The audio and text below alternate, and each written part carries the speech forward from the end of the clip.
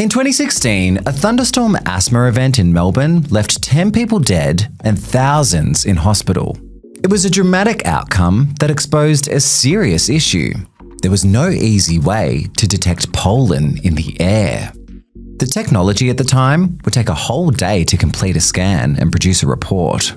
And those machines were really big. Enter Kira Morgan Hughes, a Deakin PHD candidate who knew there had to be a better way. So she created it. Her invention makes it possible to detect pollen in the air within the hour. Oh, and it's the size of a small button. This is the story of how a young fiction writer who almost flunked chemistry in high school created a device that could potentially save lives. Recorded on the lands of the Wurundjeri people, this is Stories of Wonder.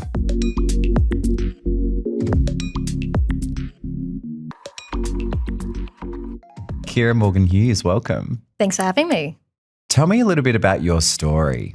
How did you get to Deakin? Yeah, so it's kind of a funny story. I never saw myself originally as wanting to be a scientist. I actually was really into fantasy books and I wanted to be a writer. But it was sort of near the end of high school that I got really passionate and interested in science and decided, why not, study science at university? And I heard really good things from a lot of friends and colleagues about biomedical science at Deakin. And so I put that as my first preference and managed to get in, and here I am. Wow. And what was the opportunity that sort of brought you into studying science and doing what you're doing now?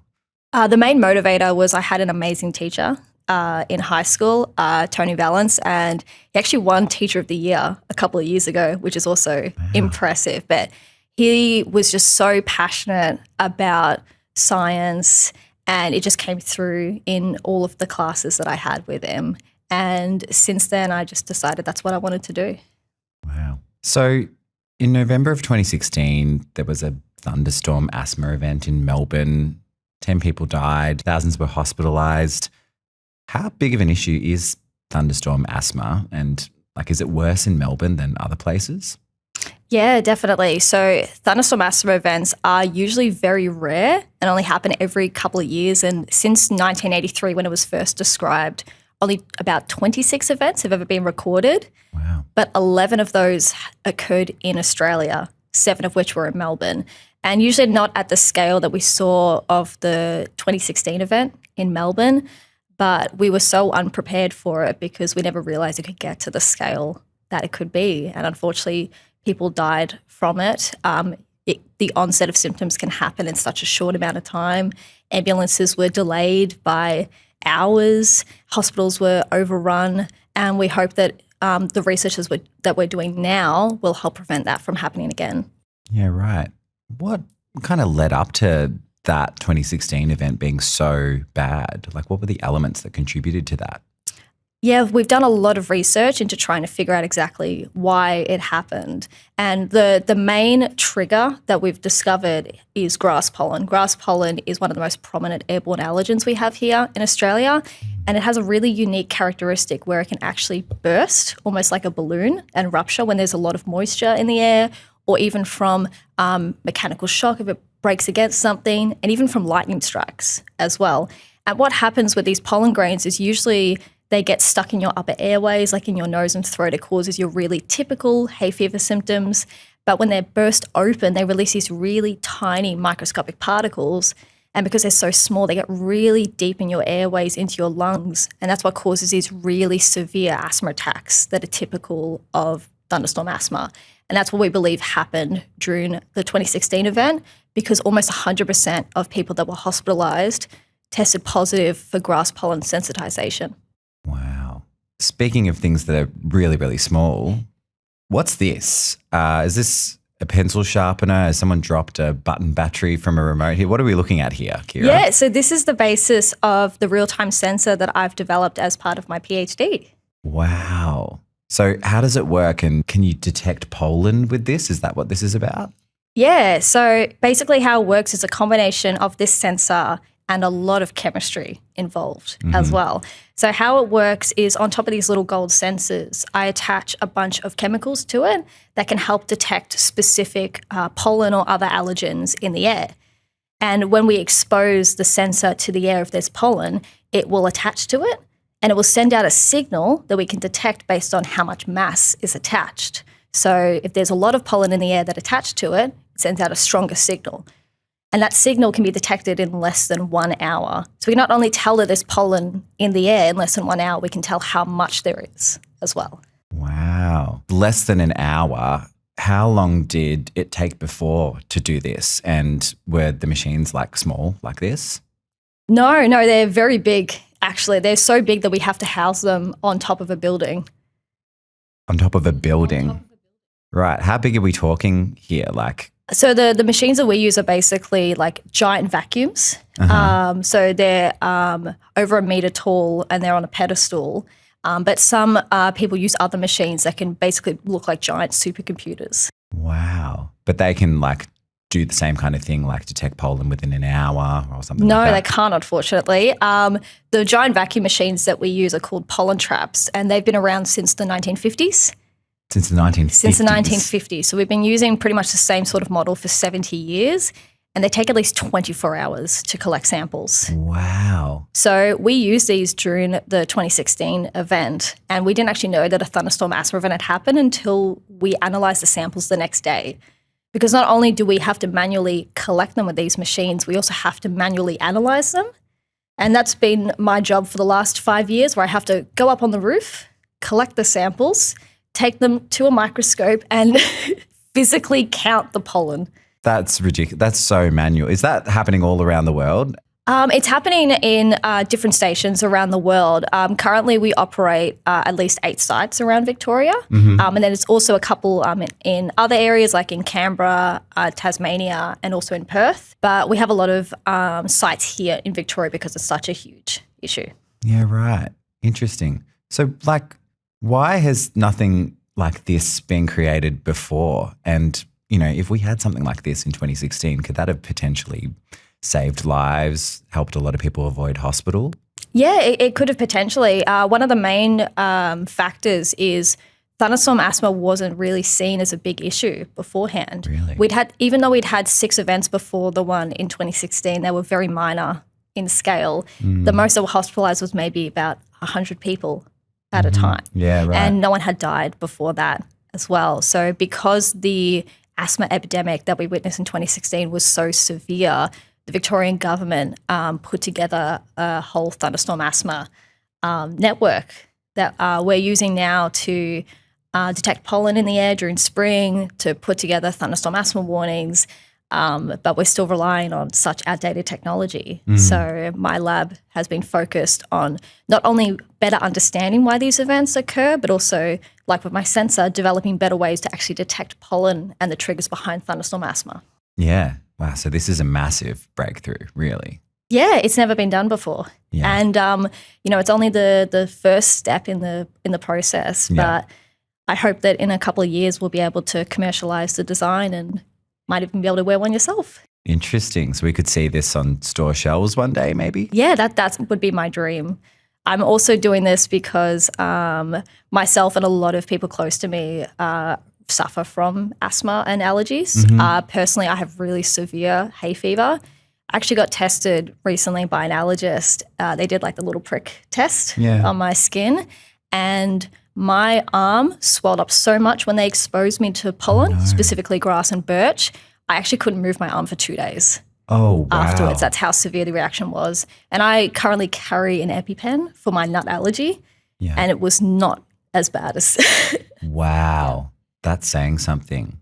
And obviously during COVID, this event where people, died from this thunderstorm asthma event was in 2016. We've had COVID since then. Have things gotten worse for people with allergies like that?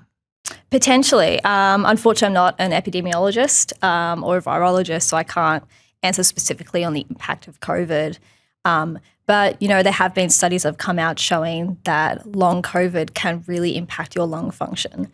And unfortunately, you need your lungs to breathe, and that can really severely be triggered by allergens or, very classic things that cause asthma. Could be allergens, could be the weather, could be exercise. And if people's lung functions are diminished, that could put them more at risk of thunderstorm asthma. And is that something that's affected you? Yes, unfortunately. I used to suffer from asthma as a kid, but for 10 years I didn't have to carry a Ventolin puffer on me. I was able to exercise freely, but I actually got COVID the week before my PhD confirmation. Oh, no. And it was a very, very difficult time because I got diagnosed with post-COVID syndrome afterwards, and then I got the flu. So I was basically at home just coughing my lungs up for 2 months straight. Wow. It was a very, very difficult time, and I had to take oral steroids. I now have 2 different asthma puffers that I have to take. Wow. And I had my first asthma attack in years shortly afterwards. Gosh. So you would be more susceptible to thunderstorm asthma if it happened now? Yeah. Gosh. Why is Melbourne so susceptible to it itself as well? It seems like it's intensely affected by it compared to other places in Australia and the world. Why is that? Yeah, 25% of all events in the world have happened right here in this state, which is very unfortunate. But there's a lot of factors in play. Australia has one of the highest rates in the world of not only asthma, which is about 1 in 9 people in the population, but also hay fever affects 1 in 4 Australians as well. Yeah. And we've seen from a lot of data that's come out is that people with hay fever are actually more at risk than people with asthma. It's also our climate here in Melbourne. You probably know the 4 seasons in one day. Yep. Especially, when spring rolls around, that's when we're most prominent to get thunderstorms. And our climate can change very rapidly. And especially during spring, that's when plants release their pollen. So we get a lot of grass pollen in the air around that time. It usually peaks in November. And every thunderstorm asthma event that's happened in Melbourne has happened during November. So there's a lot of factors at play here. We still don't know 100% why these events occur, so we still want to look into the actual environmental factors involved, but we have a pretty good idea. Talk to me a bit more about this. Was it always going to be this small? Did you have any prototypes or things that, were bigger? Because it seems so dramatic that the old machines from the 50s are the size of a house almost, and this is absolutely tiny. It is absolutely tiny. You could lose it here on the table. Yeah. If it doesn't pick up on camera, it's basically less than 2 centimeters small. It's the size of a gold coin. Yeah. And it was always our idea to make it small because the dream is to be able to make something that's portable. Mm-hmm. Because the machines that we have now are static. They're in set locations.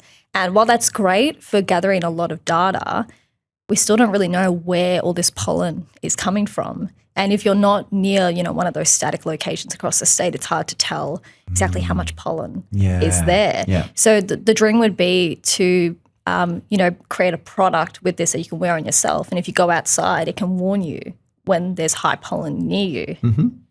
How do you even create something like this? How many people did it take? How long did it take? How much work was it?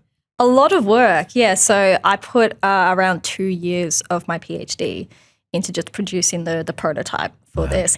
And it's a lot of different stages that come into creating something like this sort of, an R&D development sort of stage. Mm-hmm. The first part, which took longer than I would have liked, is just optimizing the design of it. Mm-hmm. So we already knew that this was the type of sensor we wanted to use, but we have to attach chemicals to it to make it work. So figuring out the best chemicals to use, how much of it? Do we use a mix of chemicals or do we just use one good chemical? So a lot of testing and trial and error to find the most optimal way to develop it. Then we have to make sure it works. Then we have to make sure it works in different elements as well. So not only can it detect different amounts in the air accurately, can it work under different temperatures as well. Right, of course. That's an important part because if it's going to work outside, it has to be able to work when it's hot and when it's cold. Yeah. Gosh.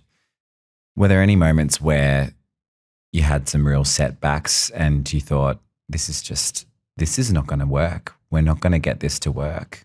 And how did you overcome them? Any aspect of research you'll always run into errors or you'll always run into some kind of setback or roadblock. No one's research path is going to be perfect. I'm sure anyone that's gone into research can agree with me on that. Any kind of lab work, there's always something that's going to go wrong. Maybe it's an off day. Maybe the computers don't work properly. Maybe you made a slight error and it didn't come up perfect.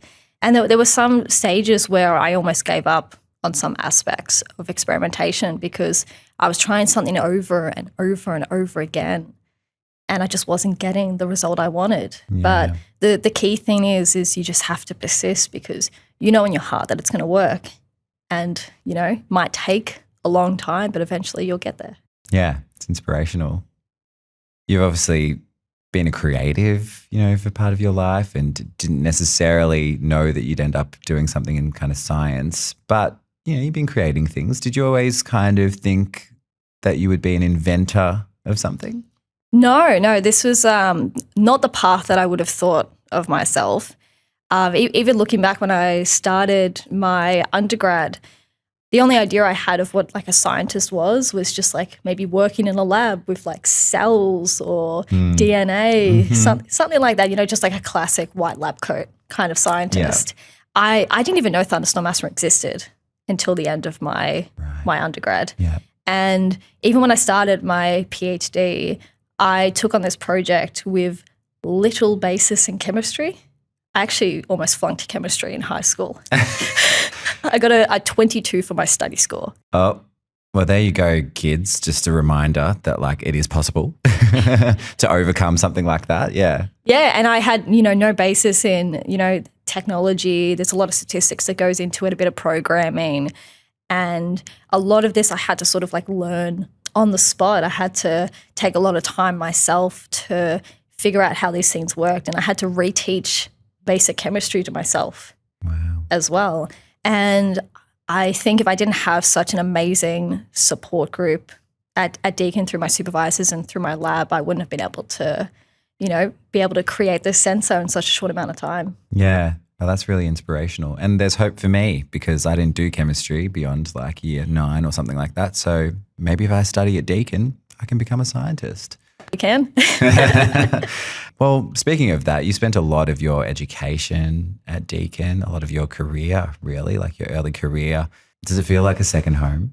Basically, yeah. Like it's been 8 years now that I've been at Deakin, which is such a huge part of my life. Like I've spent longer at Deakin than I did at high school, which is crazy to think about. But it kind of does feel like a second home. Like I have so many close friends that I've made at Deakin. There's so many amazing people. The staff and students here are all lovely. And I don't think I would have chosen another university. I do not regret my decision at all. Why did you choose it in the first place? It's actually kind of a funny story. So I was originally going to actually study a double degree of science and art at a different university, but I was talking to a random cashier when I was buying something, and I was just talking about, I'm in VCE and thinking about studying science, and then she immediately said, oh, you should study biomedical science at Deakin because that's what I'm doing, and I love it.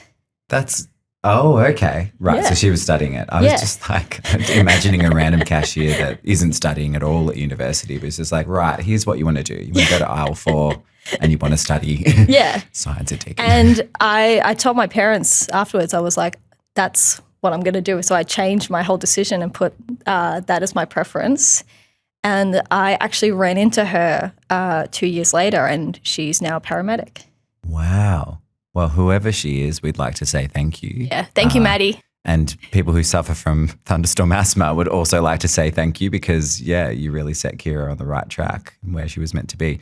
That's amazing. That's an incredible story. And like to think of how many different ways, it could have gone and you could have ended up in a completely different place doing something completely different. Yeah, and it's such a random situation, but I always highlight it because, sometimes it's good to get anecdotal stories from people about their experiences, because that was the only person that I had spoken to who had actual experience at a university. Yeah. And all she was doing was just raving about Deakin. So I said, oh, must be that good then. And turned out it was. Yeah, nothing like a personal endorsement of something, a testimonial. Well, in your time as a PhD student, like what opportunities and experiences have you had, and do you feel like these have set you up really well for your career going forward? Oh, it's too many to name, I feel. I've been incredibly fortunate that throughout my PhD, my supervisors have just been incredibly supportive of me wanting to take on a lot of opportunities to advance my career. I'm really passionate about science communication as well as advocating for women and underrepresented groups in STEM. So I've been able to do a lot of talks about that. I've been able to take on a lot of career and professional development workshops as well. And I even took part in a lot of science communication competitions at Deakin or elsewhere as well. And that's really helped me to not only realise what I want to do afterwards, but it's also helped improve my skills as a researcher as well. It's helped me become a better communicator. It's helped me learn how to engage with people outside of my little research bubble as well. And yeah, I'm just really, really grateful for a lot of these opportunities that I've had come my way. That's awesome. So it's felt like tangible, kind of almost like on-the-job experience of what it will be like to be a researcher and, you know, going forward. Absolutely. Yeah. And as well, like so many transferable skills that I can take with me, you know, if I decide to leave research as well. You know, when it comes to communication, it's one of the most important skills for people, especially if you're in research. If you can't communicate what you've done to people, then have you really done anything? Yeah. You sound like a marketer to me, not just a researcher, but a marketer. And that's sort of, you know, the other half of things, to get your story out there, to get your work out there. So that's really interesting. Did you ever think that you'd have an ad created that tells your story? No, never. I always used to be actually like an incredibly shy and nervous person, Really? which might seem surprising from a lot of the stuff I've done, especially, you know, being on this podcast right now. Yeah. I remember one of the first like public speaking talks I did in high school. I actually threw up the morning before because I was so nervous, and I had like cue cards in my hand. I was shaking so much, like my legs were trembling as well. And I knew that was something that I really struggled with. And I actually took the time during my PhD to put myself out there and take on a lot of public speaking opportunities to improve my skills, especially because I started my research career during COVID. Right. Everything was online. Like even my confirmation I did over Zoom. So the first public speaking opportunity, I didn't get it until 2 years into my PhD. And I figured that, you know, if I'm going to become a researcher, I'm going to have to go to conferences to talk about my research. I'm going to have to, you know, do seminars as well. Yeah. I need to, you know, be able to do that confidently and without, you know, throwing up and shaking. Yeah. So I put myself out there, and turns out I'm not only good at it, but I really love it as That's well. So amazing. it's almost like a bit of exposure therapy. That's very hard to believe that you were only a few years ago not so confident with it, because I've watched your 3-minute thesis presentation, and that is a masterclass in, you know, holding a room. So now you've got an ad created about you, basically. Would you like to see it? I would love to, yeah. Hey, can you see it? See what? The wonderful possible. Say thunderstorms give you asthma, so you make it your mission to tame the clouds with a mad invention. No way. Yeah, for real. What about a PhD at 80? What? Still got it. Pop-up law clinics anyone can access? Nice. Or lifting others up through education. Yeah, I see it now. Yeah, you do. Deakin University. See the wonderful possible. Wow. I want one. Yeah, whatever that thing is. Yeah. That's so cool. I would never have like thought that anything that I would have done would have even been put on TV or like in an ad. Like that's incredible. If we were to do another ad with you in 10 years' time, what do you think it would be about? Like, what do you want to kind of do in your career in the future? Wow. I don't even know what I'm going to be doing in 2 years. I would love to hope that I've done a lot of work in the field of science communication and also advocating for women in STEM. I'm currently taking part in the Superstars of STEM program through Science Technology Australia, which is about empowering women professionals in STEM careers, and also putting the spotlight on women as well, and that they can be scientists too. Yeah. So I'll get the opportunity to talk to a lot of young girls and students across the state about, how cool it is to be a scientist. So I would really hope that, a lot of that work will be showcased next time. That sounds like a good plan. Thank you. Well, Kira, thank you so much for joining me today. Thank you for having me and giving me this opportunity to share my story.